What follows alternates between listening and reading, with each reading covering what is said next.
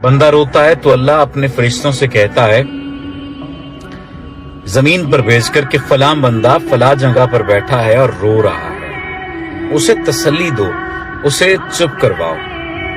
फरिश्ते आते हैं, जमीन पर उतरते हैं, उस इंसान को चुप कराने की कोशिश करते हैं, लेकिन उसका गम उसकी जात से बढ़ चुका होता है। वो खामोश नहीं होता, वो रोता है, चीखता है, चिल्लाता है, उसकी हिचकियां बन जाती हैं। फरिश्ते वापस जाते हैं और कहते हैं कि या बारी ताला, वो इंसान चुप नहीं हो रहा, वो रोए जा रहा है।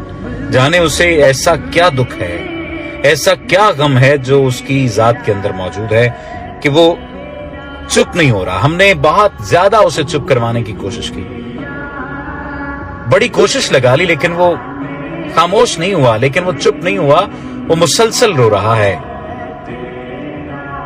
तो अल्लाह पाक कहता है कि मुझे पता है मेरा बंदा क्यों रो रहा है, मैं जानता हूं, क्योंकि मैंने उससे उसकी बहुत ही दिल अजीज चीज, दिल अजीज शय, दिल अजीज इंसान ले लिया है,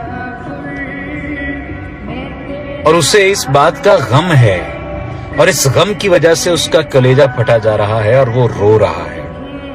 लेकिन मैं ही अपने बंदे के दिल में ये बात डालूंगा कि उससे बेहतर अता करूंगा जो उससे छिन गया है। और कह दो मेरे बंदे से कि ला तकनतु मिन रहमतिल्लाह, कि अपने रब की रहमत से मायूस ना हो जाना।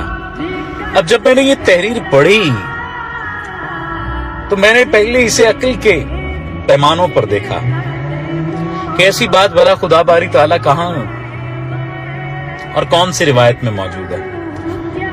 लेकिन फिर मेरे दिल में ख्याल आया कि मैं ये बात आपके साथ शेयर करूं। अगर आप भी रो रहे हैं किसी इंसान के चले जाने पे, किसी शय के छिन जाने पे, किसी माली जरिए के चले जाने पर, किसी माली सबब के छिन जाने पर, किसी भी चीज के दूर हो जाने से अगर आप परेशान हैं, गमगीन हैं, अफसरदा हैं, तो परेशान ना हो, क्योंकि अल्लाह ने ये खुद कह दिया है कि अपने रब की रहमत से मायूस ना हो।